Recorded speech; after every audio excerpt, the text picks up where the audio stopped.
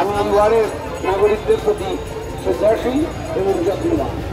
এরপরে মাননীয় মুখ্যমন্ত্রী গত পঞ্চায়েত নির্বাচনে কুচবিহার জেলায় তৃণমূল কংগ্রেসকে নেতৃত্ব দেওয়ার দায়িত্ব অর্পণ করেছেন। কেন ভোট দেবেন? আমি ইতিমধ্যেই কোচবিহার জেলার 101টি জাগ্রত মন্দিরে পুজো অর্চনা করে মহামৃত্যুঞ্জয় যজ্ঞ করলাম। কাশী বিশ্বনাথ মন্দির থেকে সেখানে পণ্ডিতজিরা এলেন করতে হয়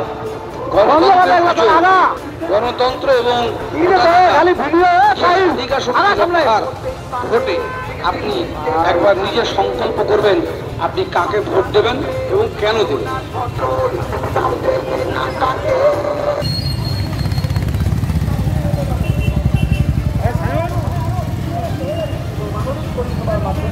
আমাদের সকলকে তাদের আত্মশক্তি করতে পেরেছেন। মমতা বন্দ্যোপাধ্যায় দেশের এক জনতা পার্টি ছাড়েনি। দেশ জুড়ে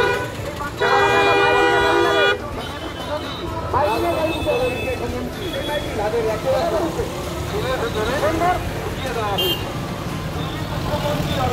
নাগরিকরা আমায় নির্বাচিত করে। আমি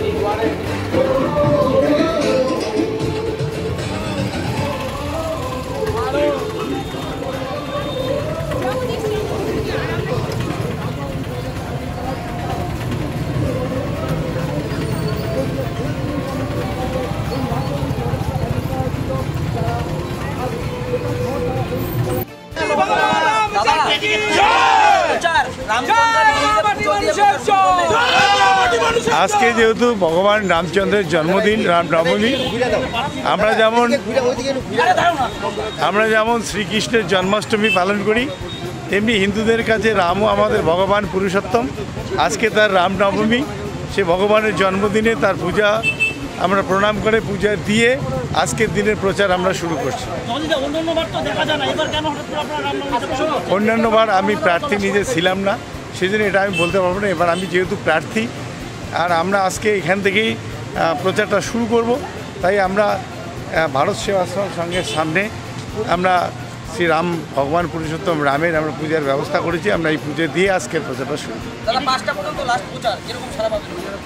প্রচারে বের হই নিশ্চয়ই আপনাদের বলবো যে সারা কুচবিহার লোকসভা কেন্দ্রের মানুষ এবার স্বতঃস্ফূর্তভাবে তৃণমূল কংগ্রেসের পাশে থাকার বার্তা দিচ্ছেন এবং আগামী 19শে এপ্রিল চোরাভুল চিহ্নে মানুষ ভোট দিয়ে তাদের সেই ইচ্ছাকে পূরণ করবেন।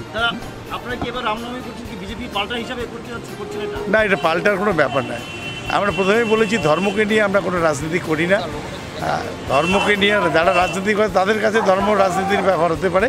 আমরা কর্মের নামে ভোট চাই এবং ভগবান যেটা মন্দির মসজিদে আল্লাহ যেখানে থাকেন সেখানে যারা যে ধর্মের লোক তারা সেখানে তাদেরকে সম্মান করেন। এখানে আলাদা কোনো রাজনীতির ব্যাপার।